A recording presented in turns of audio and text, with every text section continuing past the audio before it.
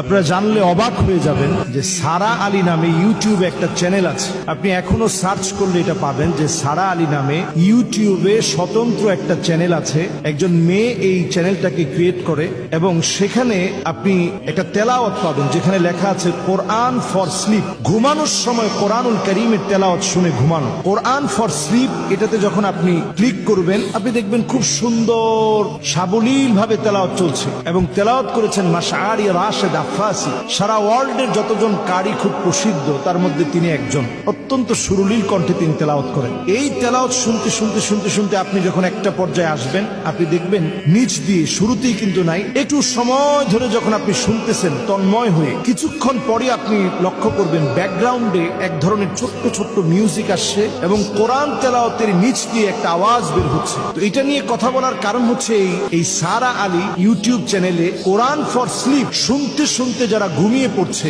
অনেকেই দেখা গেল যে কোরআন শুনতে শুনতে ঘুমিয়ে যাওয়ার পরে কিছুদিন যেতে না যেতেই নিজের ভিতরে হঠাৎ অসুস্থ হয়ে যাওয়া, ভয়ানক স্বপ্ন দেখা, নানা রকম ক্ষতিগ্রস্ত হওয়া, হঠাৎ করে বমি শুরু হওয়া, বমি করতে করতে রক্ত বমি পর্যন্ত হয়ে যাওয়া, এই জাতীয় নানা ধরনের কর্মকাণ্ড এখন নজরে পড়ছে। এই যে একটা অবস্থা এখন শুরু হয়েছে, আপনি চিন্তা করেন যে এই কোরআনুল কারীম তেলাওয়াত করতে করতে আপনি ঘুমাবেন, যেই কোরআনুল কারীম শুনতে শুনতে আপনি ঘুমাবেন, যেই কোরআনুল কারীম অনুধাবনে থাকবে, সেই কোরআনুল কারীমের তেলাওয়াতের নিচে ব্যাকগ্রাউন্ড দিয়ে কোরআনুল কারীমের তেলাওয়াতের নিচে ব্যাকগ্রাউন্ড ইউজ করে সেখানে মিউজিক দিয়ে শব্দ চয়নে, যেগুলো দিয়ে ব্ল্যাক ম্যাজিক করা হয়, এই জাতীয় শব্দ চয়ন করে মানুষের ক্ষতি করার চেষ্টা করা হচ্ছে। এই সময়টা এখন এত ভয়াবহ সময় যখন কোরআনুল কারীমের তেলাওয়াতের ভিতরে পর্যন্ত নানাভাবে চক্রান্ত করা হবে। আর যখনই এই জাতীয় চক্রান্ত হবে তখন